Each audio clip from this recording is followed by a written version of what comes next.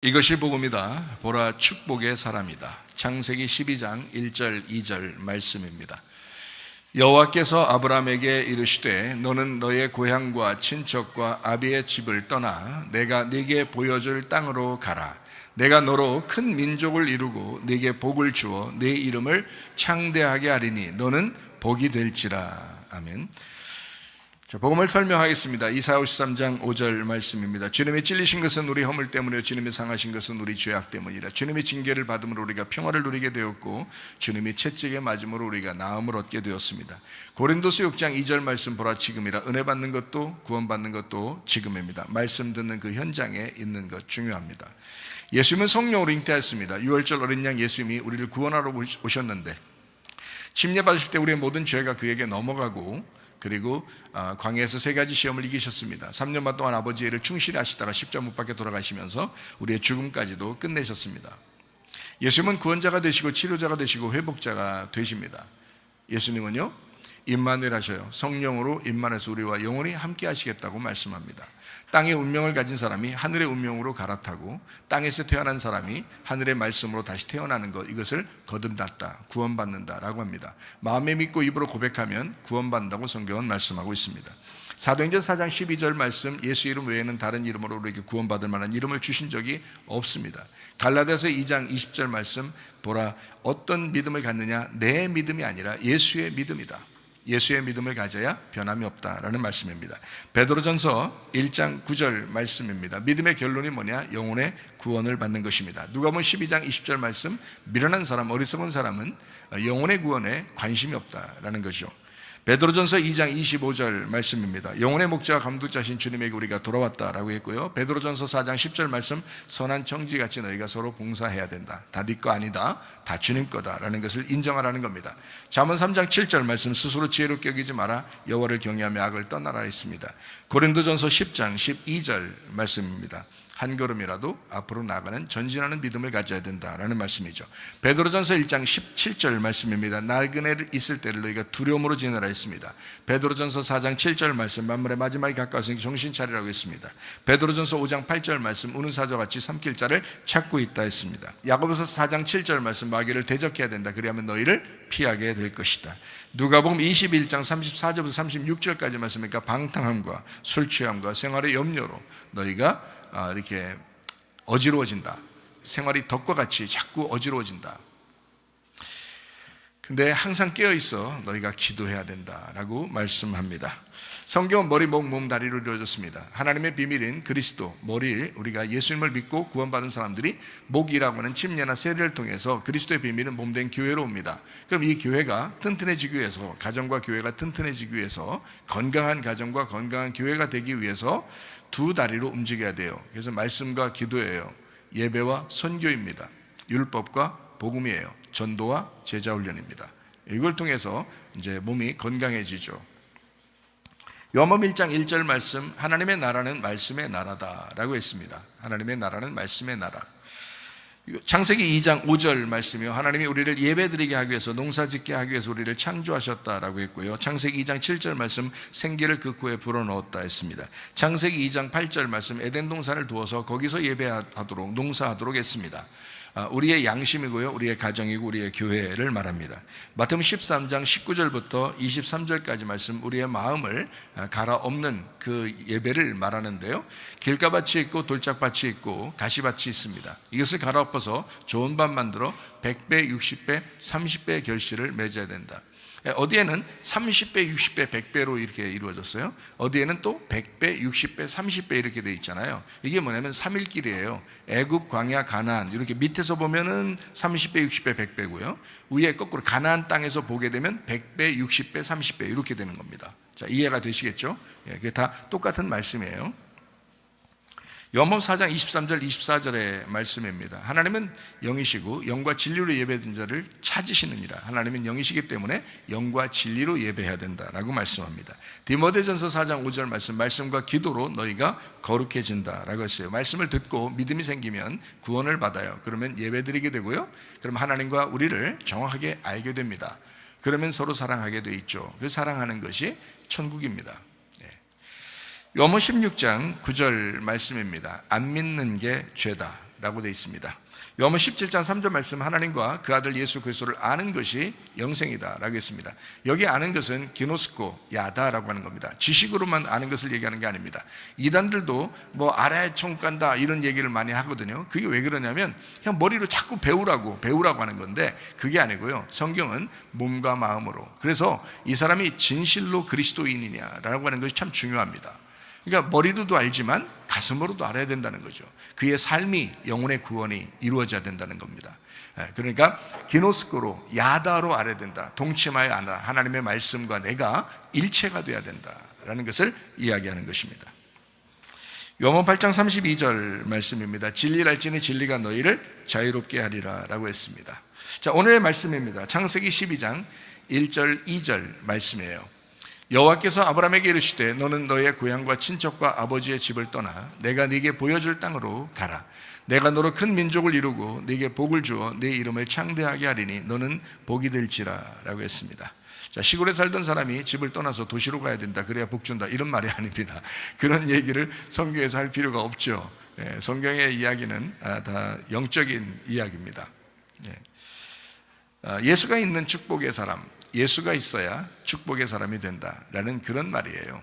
예수가 있어야 된다. 자, 예레미야 29장 11절 말씀을 한번 볼까요? 여호와의 말씀이니라 너희를 향한 나의 생각을 내가 아나니 평안이요 재앙이 아니니라 너희에게 미래와 희망을 주는 것이다 라고 했습니다. 자, 우리의 미래와 희망이 누굴까? 바로 예수님이십니다. 자, 미래라고 하는 이 단어가 아하리트라는 단어입니다. 이 말은 마지막이라는 단어예요. 마지막, 우리의 인생의 마지막에 누구와 연결될 거냐, 우리의 소망이 누가 될 것이냐라는 거거든요. 그래서 여기에서 희망, 소망이라는 것은 티크바라는 단어를 썼어요. 그 티크바라는 단어가 뭐냐면 끈입니다. 끈. 그러니까 자, 우리의 미래와 희망, 그러면 이제 이 단어가 어떤 단어냐면 하나는 마지막이란 단어요, 하나는 끈이란 단어예요. 그러니까 한마디로 말하면 우리의 미래와 희망은 우리 주님과 내가 끈으로 연결되어 있어야 된다는 거죠. 우리의 마지막은 끈으로 주님과 연결되어 있는 것이, 그게 축복이라는 거예요. 그걸 축복이라고 얘기합니다. 자, 우리의 마지막까지 예수와 엮인 자가 축복입니다. 그러니까 진짜 축복받은 사람은 누구냐? 예수와 마지막까지 엮인 사람이에요. 끈으로 엮인 사람이에요. 끈은요, 한 줄로 이렇게 이루어지지 않습니다. 그 튼튼한 그 끈 같은 거 있잖아요. 튼튼한 뭐 밧줄 같은 거, 이런 건요, 여러 가닥이 이렇게 섞여 있어요. 그러니까 한 줄이 되어 있는 끈이 없어요. 한 줄로 되어 있는 끈이 아니라 다 이렇게 실도 서로 꼬여 있죠, 그죠? 마찬가지로 밧줄도 그렇죠. 다 꼬여 있으면 꼬일 때 더 강한 끈이 되거든요. 그래서 이 끈으로 엮여야 된다. 서로 연결이 돼야 된다, 이런 말이거든요. 그러니까 주님이 나의 소망이 되려면 주님이 나의 소망이야, 주님이 나의 끈이야. 그러니까 어떤 끈을 잡느냐 중요하잖아요. 어떤 끈이 되느냐 중요하잖아요. 그래서 나의 마지막에 어떤 끈을 잡느냐, 그러니까 썩은 동아줄 잡느냐 아니면 금동아줄을 잡느냐. 그러니까 예수 그리스도가 우리의 금동아줄이에요. 그래서 나의 마지막이 예수 그리스도와 엮인 자, 그렇게 끈으로 엮어진 자가 되는 것, 이것이 축복입니다. 그래서 창세기 12장 1절 2절 말씀에 보면 여호와께서 아브라함에게 이르십니다. 너는 너의 본토 친척 아비집을 떠나라. 내가 보여줄 땅으로 가라, 그렇죠? 땅으로. 그리고 내가 너로 큰 민족을 이루겠다, 이렇게 말하잖아요. 자, 이게 무슨 말이냐면요, 자, 땅으로 인도합니다. 그리고 큰 민족을 주겠대요. 자, 이게 무슨 말인가? 이게 어떤 말이냐? 땅을 주고 그 다음에 큰 민족을 이루겠다. 그 말은 성경적인 진짜 축복이 무엇이냐라고 하는 것을 여기에서 말하는 겁니다. 하나님이 아브라함을 부릅니다. 그리고 이 사람에게 진짜 복을 줘야 되겠다. 네가 복의 근원이 돼야 되겠다. 너가 복이 되도록 해야 되겠다. 진짜 여러분이 진짜 복 받는 게 뭔지 알아요? 아브라함처럼 이렇게 복 받는 게 뭔지 알아요?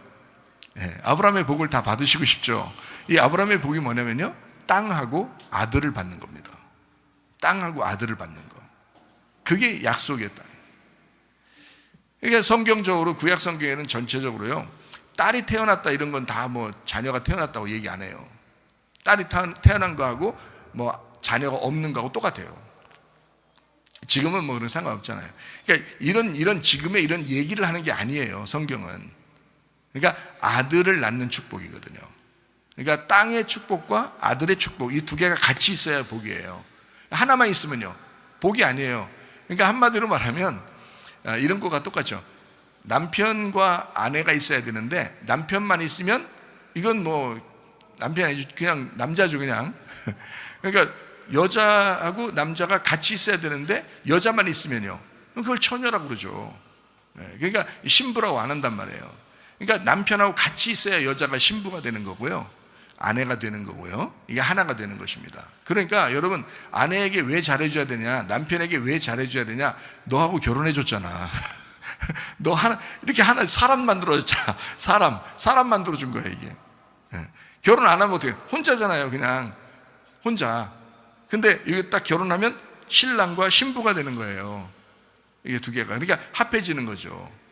그러니까 하나는 땅이 되고요, 하나는 아들이 되는 겁니다.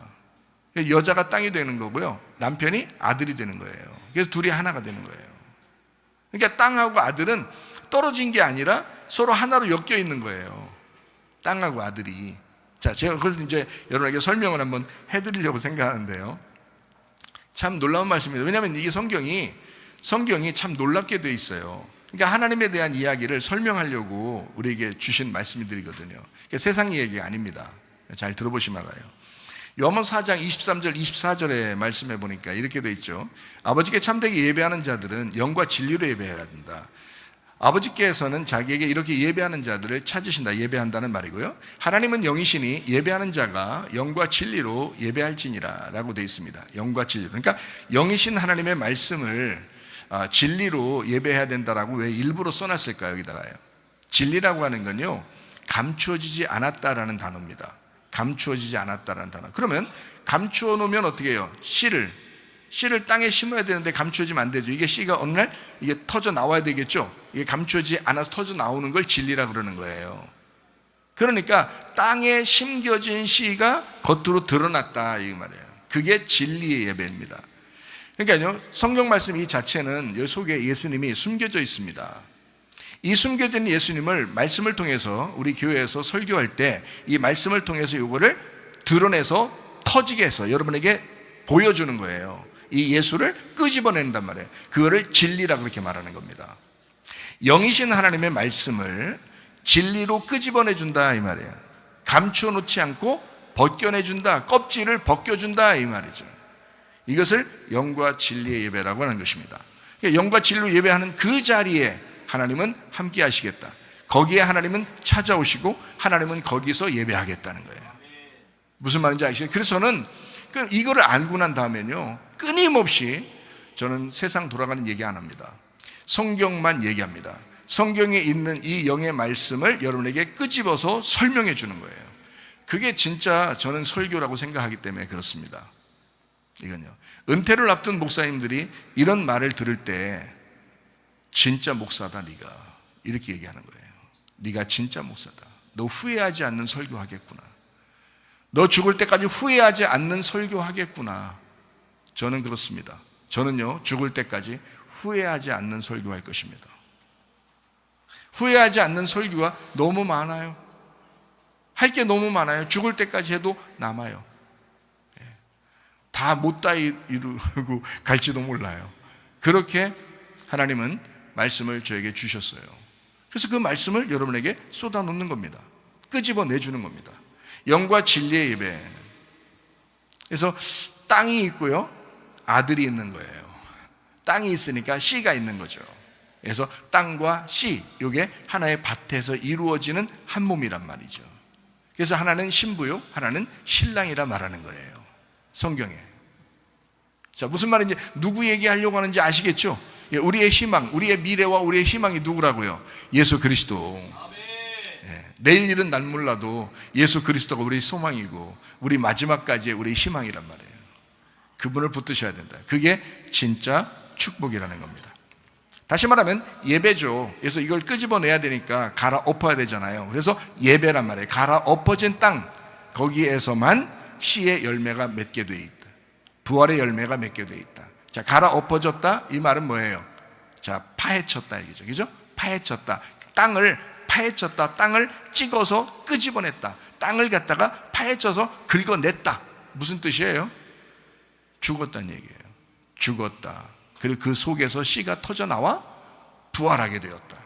그러니까 자, 예수의 죽음, 내 죽음이 있는 곳에 예수가 부활하여 그 씨의 열매, 부활의 열매가 나타나게 된다. 그래서 여러분 교회 오면요, 끊임없이 죽어라 라고 얘기하는 겁니다. 예수가 죽었듯이 너도 죽어야 된다. 그러면 예수가 부활했듯이 너도 부활하게 될 것이다 하는 거죠. 이게 씨의 열매예요. 그렇게 하려고 교회 나온 것입니다. 세상 얘기 들으려고 한 게 아니고요, 성경의 이야기를 들으려고 우리가 교회 나온 것입니다. 분명히 이해하시면 되겠습니다. 자, 성경을 좀 더 자세하게 설명하죠. 창세기 3장 15절부터 17절까지 말씀을 보겠습니다. 내가 너로 여자와 원수가 되게 하고 네 후손도 여자의 후손과 원수가 되게 하리니 여자의 후손은 네 머리를 상하게 할 것이요 너는 그의 발꿈치를 상하게 할 것이니라 하시고, 또 여자에게 이르시되 내가 네게 임신하는 고통을 크게 더하리니 네가 수고하고 자식을 낳을 것이며 너는 남편을 원하고 남편은 너를 다스릴 것이니라 하시고, 아담에게 이르시되 네가 네 아내의 말을 듣고 내가 네게 먹지 말라 한 나무의 열매를 먹었은즉 땅은 너로 말미암아 저주를 받고 너는 네 평생에 수고하여야 그 소산을 먹을 것이다 라고 했습니다. 여기 땅이라고 하는 게 아다마라는 단어입니다. 땅이라는 게 아다마. 근데 이게요, 아담에서 나온 겁니다. 아담. 그러니까 땅하고 아담은 같은 거예요. 땅 아다마 같은 거예요. 이게 아담. 자, 저주를 받는다라는 말이 아라르입니다. 그러니까 땅이 대신 저주를 받는다는 얘기예요. 자, 아다마가 우리를 위해서 대신 저주를 받는다, 이런 말이거든요. 자, 땅은 저주를 받고, 그리고 여자의 후손이 바로 예수님이십니다. 자, 우리들은 다 누구의 후손이에요? 남자의 후손이에요. 남자가 씨를 주어서 자녀가 태어나요. 그래서 우리의 성씨들은 다 남자의 성씨를 따릅니다. 그렇죠? 성경에서도 마찬가지예요. 성경에서도 누가 누구를 낳았다라고 얘기할 때 아브라함이 이삭을 낳고 이삭이 야곱을 낳았다. 사실 다 부인이 낳거든요. 그런데 다 아브라함이 이삭을 낳고 이삭이 야곱을 낳았다 이렇게 말하죠. 그렇죠?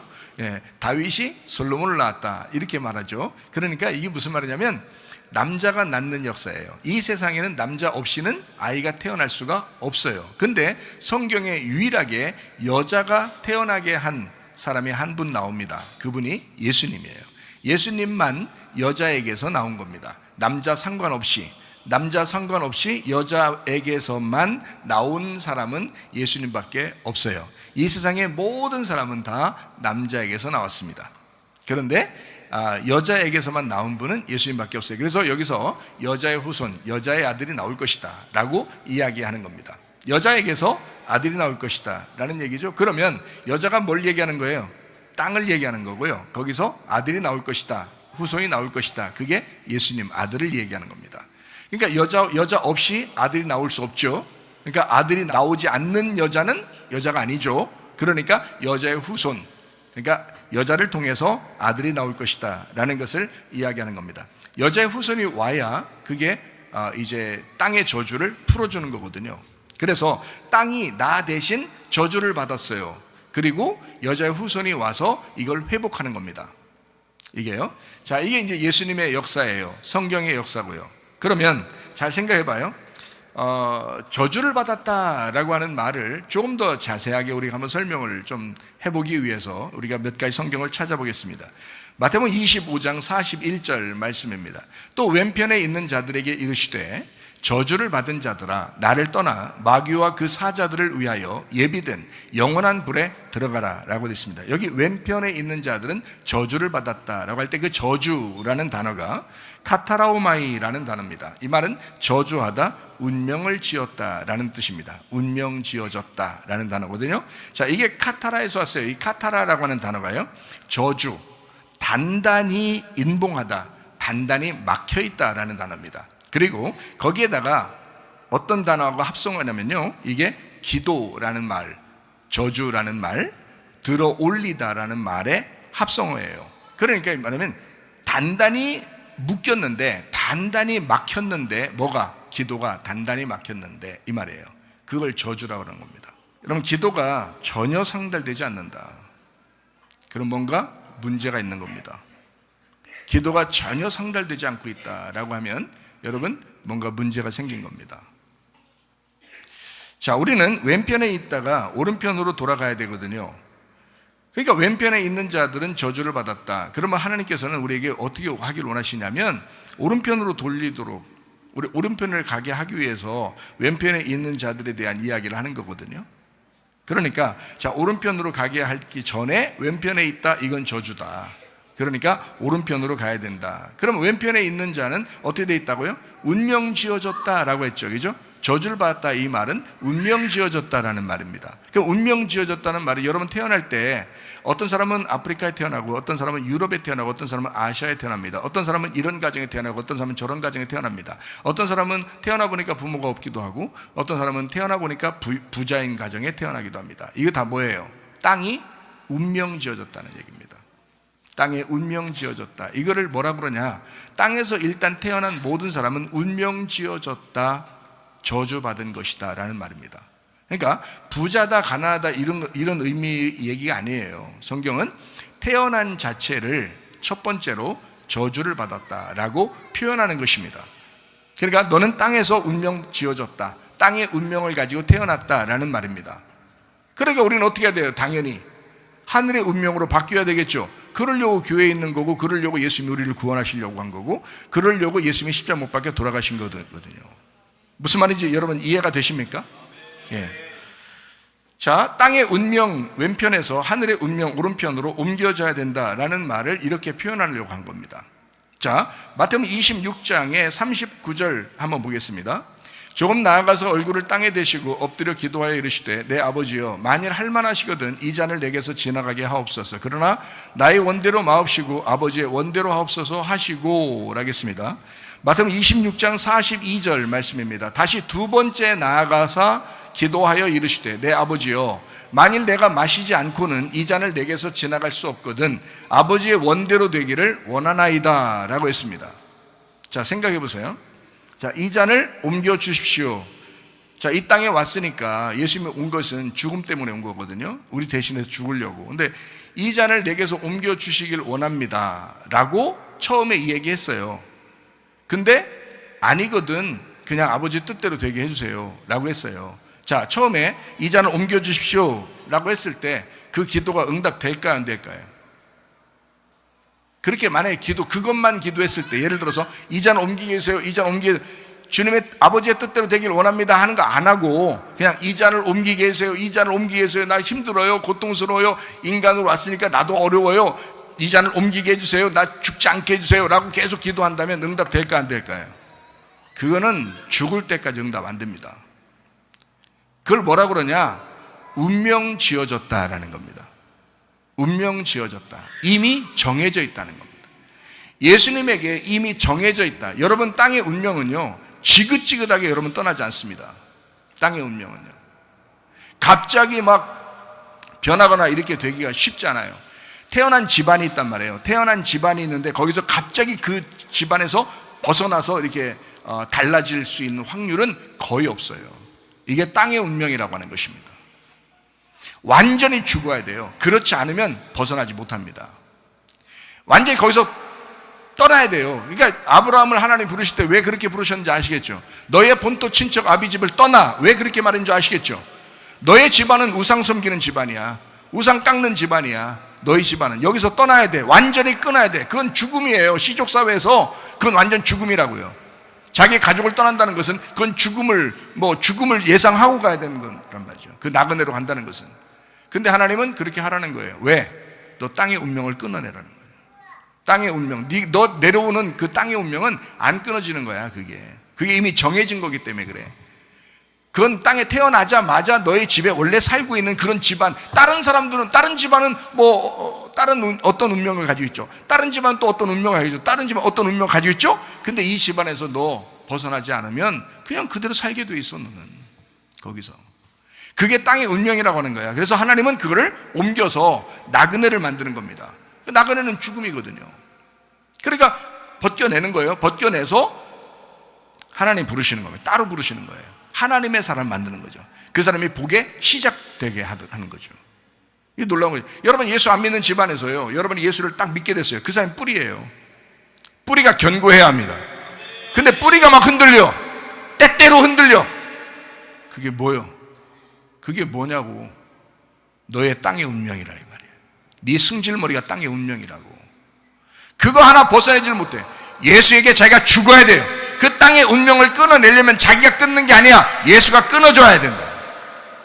하나님 말씀으로 끊게 해야 되는 거예요. 이게 자기가 끊으려고 하는 게 아니에요.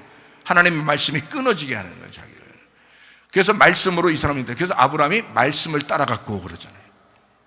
창세기 12장에 보면 하나님이 그를 불러냅니다. 아브라함이 말씀을 따라갔고 이렇게 돼요. 말씀을 따라가는 거예요. 끊어내는 거죠. 그 끊어내는 방법은 말씀을 따라가는 방법.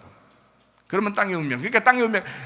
우리는 이런 집안에 태어나서 나는 힘들어. 우리 집안 왜 이렇게 태어났을까? 다른 사람은 더 잘 살게, 더 좋게, 부모도 좋은 사람 만나서 이렇게 태어났는데 나는 왜 이럴까? 왜 이럴까라니요. 말씀을 따라가면 다 끊어집니다. 말씀을 따라. 말씀을 듣고 말씀 안에 따라가면요, 이게 지금까지의 삶이 그게 끊어져요. 그리고 더 좋은 사람으로 만들어 주신다고 하나님께서요. 자기 핑계 댈 필요 없어요. 그 부모도 그렇게 살아왔어요. 그 부모도 또 그렇게 살아왔고요. 계속 그 운명을 따라서 그 집안은 살아왔다고요. 여러분의 말씀 듣는 이유가 뭡니까? 그걸 끊어내라는 것입니다. 끊어지라는 겁니다. 하늘의 운명으로 갈아타라는 거예요. 이게 하나님의 역사죠. 이게 말씀이고. 다 몰라서 그런 거지 뭐 누가 일부러 자녀들한테 잘못하려고 그런 것입니까? 그런 거 아니죠. 그렇게 태어나서 그렇게 살다가 그렇게 돼 온 거예요. 자기도 몰라서. 근데 말씀을 들으면서 자기가 바뀌는 겁니다. 아브라함처럼 복의 근원이 되면 그 다음 이삭부터는요 달라져요. 하나님이 인도하신다 이 말이에요. 아브라함, 이삭, 야곱 다시 인도. 그 전에 조상하고는 아무 상관없이 아브라함이 믿음의 조상이 된다고요. 그래서 아브라함부터 시작한다고요. 다시. 어떤 사람으로 살기를 원하십니까, 여러분? 복의 근원으로 살기를 바랍니다. 복의 근원. 그럴 수 있다는 거죠. 충분히 그럴 수 있다는 거예요. 위에 있는 사람들 핑계대지 마라. 그러니까 예수님은 이 잔을 내게서 옮기시옵소서. 아무리 예수님이 기도한다고 들어주겠냐고. 하나님이 안 들어준다고요. 죽어야 된다고. 그냥 하나님이 정해놨다고요. 이 사람은 죽어야 된다라고. 죽을 때까지는 그게 안 없어지니까, 그 땅의 운명이라는 건 안 없어지니까 예수님은 그 운명을 가지고 태어난 거예요. 죽으려고. 그러니까 죽을 때까지, 하나님이 죽이실 때까지 그대로 가지고 가야 된단 말이에요. 이게 운명이라고요. 예수님의 운명, 그건 그대로 가져가야 된다고. 근데 언제 끝나요? 그 땅의 운명이 죽을 때 끝나잖아. 그럼 우리 보고 진짜 가서 십자가 매달려서 죽으라는 거예요? 영적으로 죽으라는 얘기를 말씀하는 거죠. 말씀으로 죽으라는 걸 얘기하는 거죠. 여러분, 정신적으로 죽으라는 걸 얘기하는 거죠. 영혼이 이 땅에 태어난 땅의 운명으로 살지 않고 끊어내라는 걸 얘기하는 거죠. 예수가 십자가 못 박혀 돌아가시면서 이것을 끊어냈으니까 그 땅의 운명을 가지고 태어나신 예수님, 그 예수님이 죽으시면서 이걸 끝냈구나라고 하는 그걸 믿으라고, 그걸 믿고 하늘의 운명으로 살으라고 말씀하시는 거죠. 이해가 되십니까? 여러분, 살려주시는 이유를 아시겠습니까? 갈라디아서 3장 13절 말씀. 그리스도께서 우리를 위하여 저주를 받은 바 되사, 예수님이 우리 때문에 땅의 운명을 가지고 저주를 받으셨단 말이에요. 이해가 되시겠어요? 땅의 운명을 가지고 예수님이 우리 대신해서 저주를 받은 바 되사 율법의 저주에서 우리를 속량하셨으니 기록된 바 나무에 달린 자마다 저주 아래 있는 자라 하였습니다. 그러므로 땅의 운명은 어떻게? 나무에 달려 죽어야 된다. 근데 우리는 어떻게 하면 되냐? 그러면 지금은 예수를 믿으면 되는 거예요. 우리는 예수를 믿는 게 그게 죽는 거야. 얼마나 간단해요. 얼마나 좋은 복음입니까?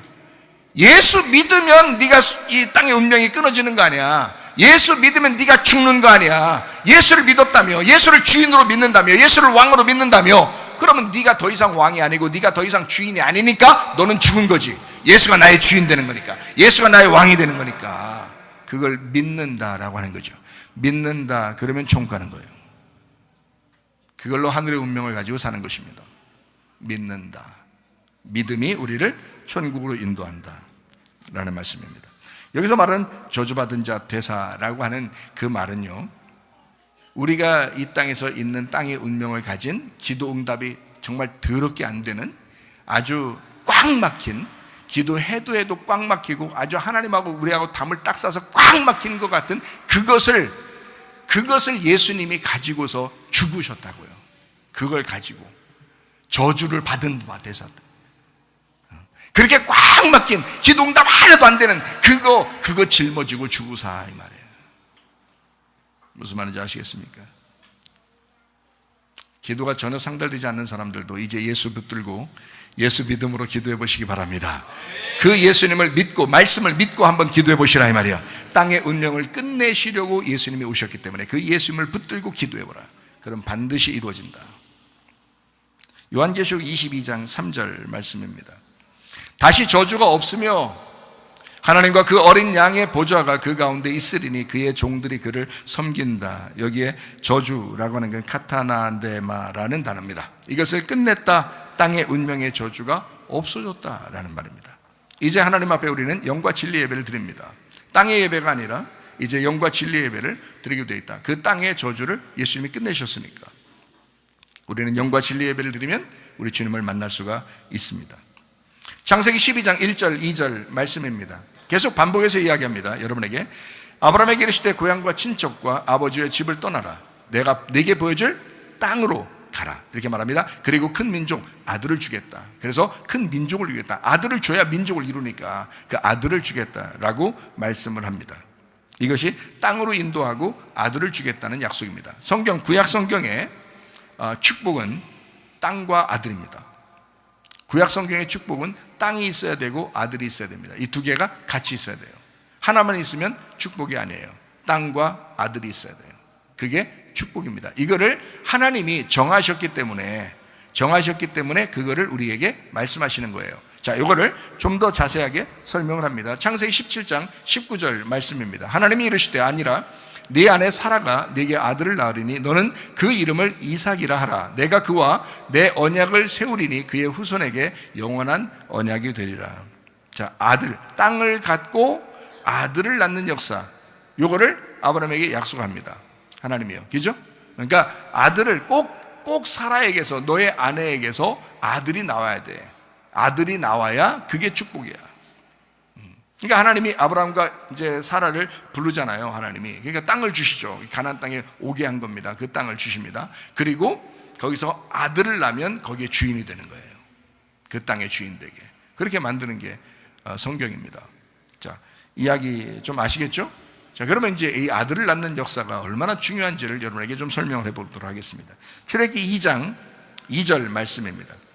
그 여자가 임신하여 아들을 낳으니 그가 잘생긴 것을 보고 석 달 동안 그를 숨겼다라고 했습니다. 아들의 중요성입니다. 아들을 낳아야 하는 역사. 그러니까 아들의 축복. 그러니까 성경은 계속 아들의 계속 축복이에요. 다윗도 아들이죠. 모세도 아들이죠. 노아도 아들이죠. 아담도 남자죠. 그 아들 셈도 아들이죠. 다 이렇게 아들. 예수님도 하나님의 아들로 오셨죠. 그러니까 아들로 오시는 거예요. 그러니까 아들의 역사. 아들의 역사, 이거를 아들을 낳는 역사, 땅을 갖고 아들을 낳는 역사, 이거를 축복이라고 얘기합니다. 마태복음 1장을 한번 볼까요? 1장 21절 보겠습니다. 아들을 낳으리니 이름을 예수라 하라. 이는 그가 자기 백성을 그들의 죄에서 구원할 자이심이라 하니라. 예수님이 딸로 태어나지 않았다고 여러분 서운해하지 마시기 바랍니다. 성경은 아들의 역사를 성경을 설명하려고 얘기한 거죠. 그러니까 예수님이 아들로 나와야 되기 때문에 그래요. 아들과 딸 둘이 같이 있다고 해봐요. 누가 대표예요? 아들이 대표예요. 지금은 이런 족보 얘기 그런 얘기 아닙니다. 지금 뭐 여러분의 집안 얘기하는 거 아니에요. 아들과 딸이 자, 신랑과 신부 얘기할까요? 신랑과 신부가 있어요. 그러면 누가 대표예요? 집안에 가장이 누구라 그래요? 신랑이라고 그러죠? 그 가장이라고 그러는. 왜냐하면 그냥 이거를 약속으로 정해놨기 때문에 그래요. 성경적으로 이걸 정해놓은 거기 때문에 이 세상의 법도 그거를 따랐던 겁니다. 이제까지. 지금은 어떻게 해요? 다 남녀 평등이라 하면서 이거를 다 이제 하죠. 이것도 예수님이 오셔서 남녀 평등을 만들었어요. 그래서 남녀가 이렇게 평등하죠. 남녀가 서로 뭐 누가 위에 있고 아래에 있고 막 누가 지배하고 지배를 받아야 되고 이런 게 아니잖아요. 우리는 다 왜 그렇게 되면 우리는 다 신부가 된 거예요. 예수 그리스도의 신부가 된 거야. 남자든 여자든 다 신부가 된 거예요. 그러니까 남자도 신부고 여자도 신부예요. 누구의? 어린 양 대신 예수님의 신부예요. 그래서 우린 다 똑같다. 그래서 남녀 평등이 되는 겁니다. 남녀 평등. 그래서 우리는 다 똑같다 이렇게 되는 거지. 원래는 성경적으로 이게 설명할 때는요, 예수님 그리고 땅, 예수님 그리고 여자 이렇게 만들기 때문에 아들과 땅 이렇게 설명하려고 하는 거거든요. 그러다 보니까 이게 차별이 있는 거예요. 차별이. 왜냐하면 그 주인이 있거든요. 땅의 주인이 아들이 돼야 된다. 땅의 주인이 씨잖아요. 이해가 되죠? 그래서 그걸 예수님 아들로 만들기 때문에 그런 것입니다. 이 두 개가 같이 있어야 그 땅이 복을 받은 거예요. 무슨 말인지 알겠죠? 그러니까 가나안 땅에 아브라함이 들어갔어요. 그러면 거기에 주인이 누가 되는 거예요? 아브라함이 되는 거예요. 가나안 땅에 아브라함이 주인이 되는 거라고요. 그러면 가나안 땅은 주인을 받아들이는 거죠. 아브라함이라는 주인을 받아들여서 그 아브라함의 자손들이 거기에서 씨를 퍼뜨리고 살도록 만든단 말이에요. 그러니까 하나님의 아들이 이제 점령해 나가는 거죠. 그 땅을. 마찬가지예요. 예수 그리스도가 우리의 마음 안에 들어오십니다. 그러면 예수 그리스도가 우리 속에서 하나님의 아들들, 그 말씀들이 우리의 속에서 점점점 불어나면서 나를 지배하기 시작한다고요. 하나님의 말씀이 들어와서 나를 정복하시기 시작한다고요. 그러면 이제 우리는 어떤 사람이 돼요? 하나님의 아들의 사람이 되는 거예요. 그걸 교회라고 말하는 것이라고요. 신부라고 말하는 거라고요. 그래서 신부가 신랑이고 신랑이 신부가 되는 거예요. 참 놀라운 얘기죠. 이런 말들이요. 자, 그래서 어쨌든 땅으로 인도하시고 아들을 주겠다고 하는 그 약속을 하십니다. 그게 마태복음 1장에서 21절에도 아들을 낳을 것이다 라고 이야기해요. 그게 바로 예수님이란 얘기죠. 자, 마태복음 1장 23절 말씀입니다. 보라, 처녀가 잉태하여 아들을 낳을 것이요 그의 이름을 임마누엘이라 하리라 하셨으니 이를 번역한즉 하나님이 우리와 함께 계신다라고 말씀합니다. 자, 임마누엘, 이 축복 누구 때문에요? 아들 때문에요. 그러니까 아들의 역사, 아들의 축복, 아들을 낳아야 임마누엘 하는 것입니다. 아들을 낳아야 임마누엘 한다. 자, 마태복음 2장 15절 말씀입니다. 헤롯이 죽기까지 거기 있었으니 이는 주께서 선지자를 통하여 말씀하신 바 애굽으로부터 내 아들을 불렀다 함을 이루려 하심이라. 자, 왜 이렇게 이런 말을 여기다 써놨을까요? 왜 이런 말을? 구약에서는 이스라엘 백성들을 애굽에서 인도했습니다. 맞죠? 하나님이 야곱 시대에 이스라엘 백성들을, 그 야곱의 자손들을 다 애굽에 내려가도록 했어요. 그리고 애굽에서 다시 불러냈습니다. 그러니까 애굽에서부터 불러냈다라는 것은 하나님의 백성들은 애굽에서부터 불러내야 된다는 거예요. 여러분의 애굽이라는 세상에서 우리를 불러내서 어디로? 교회로 인도했죠, 하나님이. 이거는 반드시 이 과정을 거쳐야 된다는 겁니다. 갑자기 여러분 하나님 사람 되는 게 아니에요. 반드시 3일길을 가야 되는 거고 3단계를 가야 되고 3층천을 가야 되는 것입니다. 3단계예요. 그래서요, 여러분, 애굽에서 내 아들을 불러냈다. 그러니까 이스라엘 백성도 애굽에서 불러내고요. 불러내면 뭐 바로 가나안 땅 가나요? 아니에요. 광야를 거칩니다. 광야를 거쳤다가 광야에서 내 모든 쓴뿌리를 다 죽이고 그리고 가나안 땅에 들어가는 거거든요. 그러니까 애굽, 광야, 가나안으로 3일길을 가도록 만들었어요. 그래서 예수님도 예외가 없습니다. 예수님도 애굽에서부터 다시 부르는 거예요. 그래서 하나님이 예수님 태어났을 때 애굽으로 내려가라 그렇게 말하는 거예요. 애굽에서 다시 불러야 되니까 하나님 백성들을. 그러니까 제가 여러분에게 이런 이제 요약적인 이런 말씀들을 성경을 이야기할 때, 내가 지금 어느 과정에 있구나. 내가 지금 애굽에 있는 과정이냐, 아니면 내가 지금 광야에 있는 과정이냐, 내가 지금 가나안 땅에 있는 과정이냐라고 하는 걸 자기를 점검할 수가 있죠, 스스로가. 그러겠죠? 그러니까 광야의 삶에서는 내가 어떻게 해야 되느냐라고 하면 여호수아와 갈렙을 따라가면 됩니다. 하나님 말씀을 가진 자가 그들이고 그들을 따라가면 돼요. 모세가 있었습니다. 그 율법의 모세가. 그러면 광야에서 그 모세를 따르고 여호수아와 갈렙을 따르면 반드시 가나안 땅까지 도착하게 됩니다. 그런데 거기서 그들을 거부하게 된다? 그러면 그냥 광야에서 멸망하는 겁니다. 그러니까 이 과정이 어디에 있느냐를 따라서 여러분이 애굽에 있느냐, 광야에 있느냐, 가나안 땅에 있느냐를 스스로 점검해 본다. 이거를 누가 점검해 주는 게 아니에요. 자기하고 하나님만 아시죠. 우리의 삶을 하나님과 나만 알지 누가 알겠습니까, 여러분? 이해가 돼요? 그러니까 하나님과 자기를 알아요. 그러니까 말씀을 통해서 말씀을 듣고 말씀을 읽고 자기가 말씀을 보면서 자기를 깨달으시라고요. 하나님이 내가 지금 어느 과정에 있구나. 나는 지금 이 상태에서는 어떻게 해야지 내가 살아갈 수 있을까라고 하는. 이스라엘 백성도 예수님도 지금 우리도 모두 다 애굽에서 출발해서 광야 가나안까지 가는 3일길을 가게 됩니다. 아무도 예외가 없습니다. 누구나 예외 없이 다 이 3일길을 3단계를 3층천을 가야 합니다. 그래서 바울도요, 자기가 3층천을 보았다라고 얘기하잖아요. 바울도 3층천을 보았다. 그게 무슨 뜻이겠어요? 말씀을 뚫고 올라갔다는 얘기예요. 말씀을 뚫고 올라갔다. 그래서 지성소의 말씀을 깨닫게 되었다는 뜻입니다. 바울이 지성소의 말씀을 내가 깨닫게 됐다. 자, 뜰에 있던 사람이 성소로 오고 성소에 있던 사람이 지성소로 간다는 거예요. 그러니까 지성소에 있는 말씀을 깨닫게 되었다. 거기에 언약궤가 있고 그 언약궤를 자기가 보게 되었다. 바울의 그 깨달음입니다. 바울의 하나님 말씀을 이제 열어서 알게 되었다. 참 놀라운 일이었다. 이런 것을 빛을 보았다라는 그런 말씀입니다. 마태복음 2장 13절 말씀입니다. 그들이 떠난 후에 주의 사자가 요셉에게 현몽하여 이르되 헤롯이 아기를 찾아 죽이려 하니 일어나 아기와 그의 어머니를 데리고 애굽으로 피하여 내가 네게 이르기까지 거기 있으라. 이렇게 말씀을.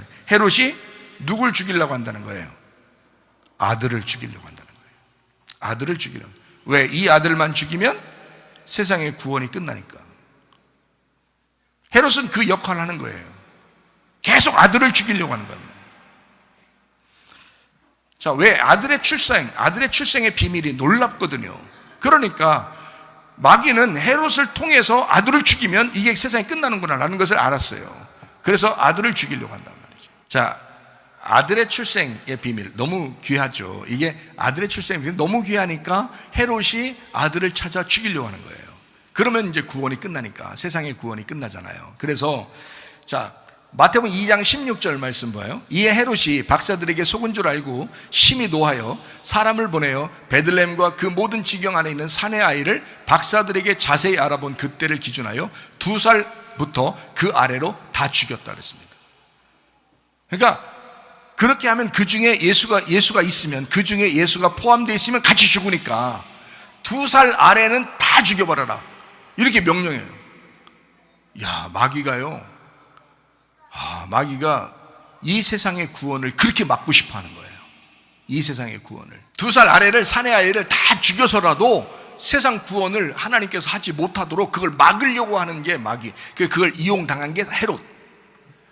아들을 죽이면 끝나니까.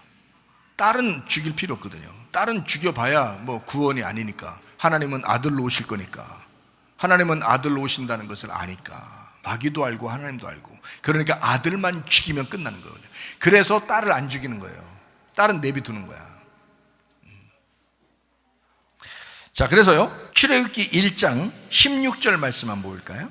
이르되 너희는 히브리 여인을 위하여 해산을 도울 때에 그 자리를 살펴서 아들이거든 그를 죽이고 딸이거든 살려둬라.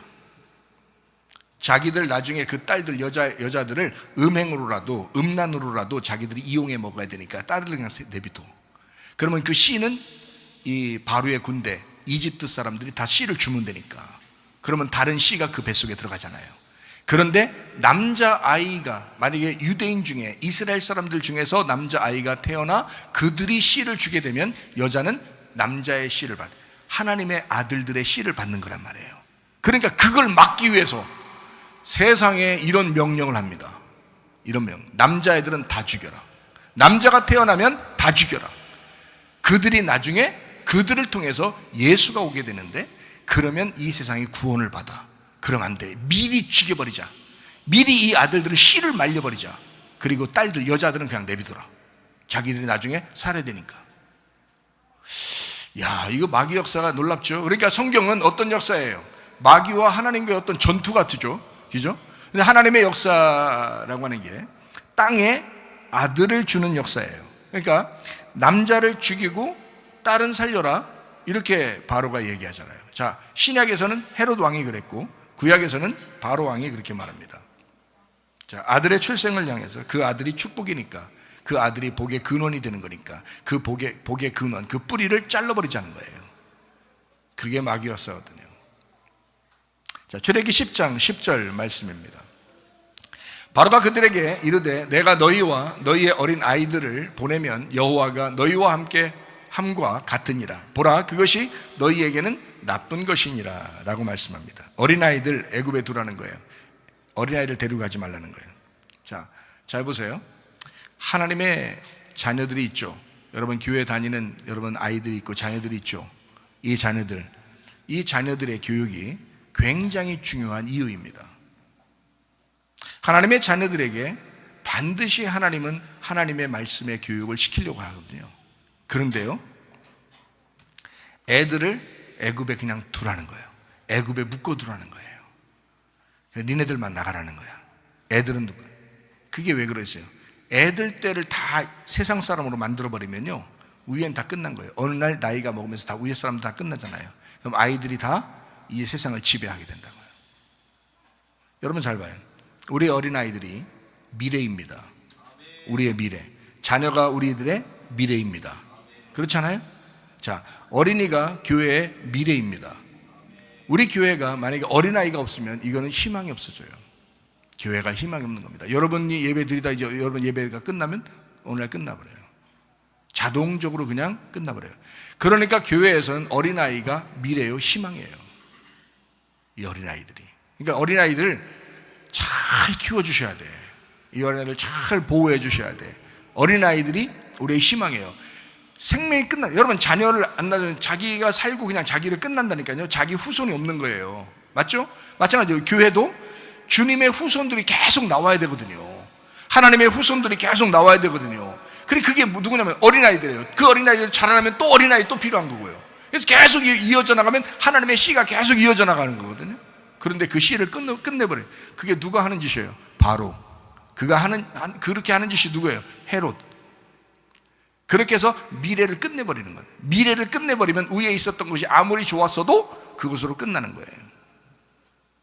여러분, 믿음의 뿌리가 중지돼 버리는 겁니다.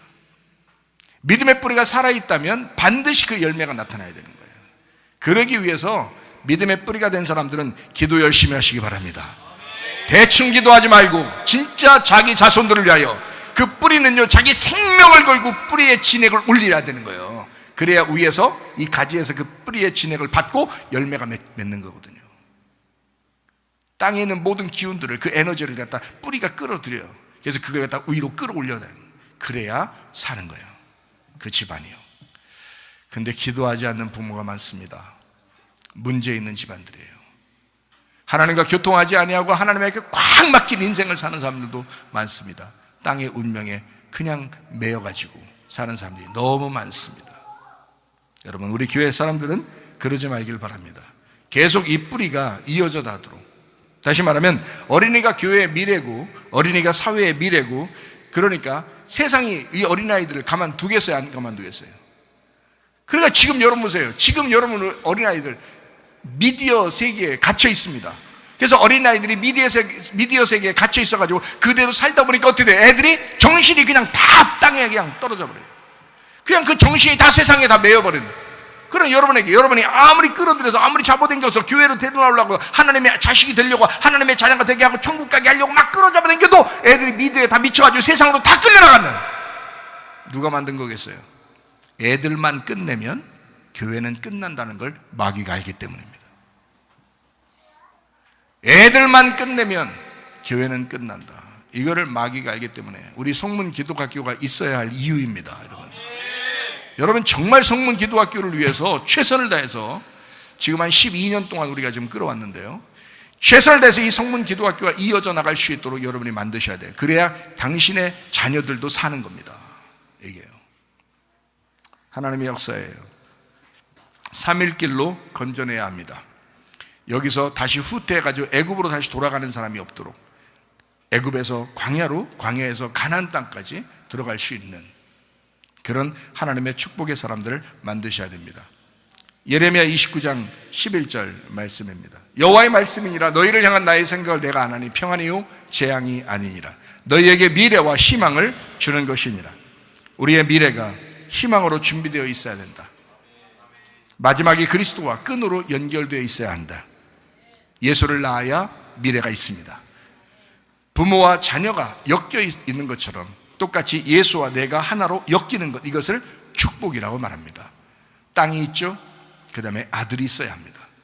내가 땅이라면 예수 그리스도라는 아들을 내 속에 심어야 합니다.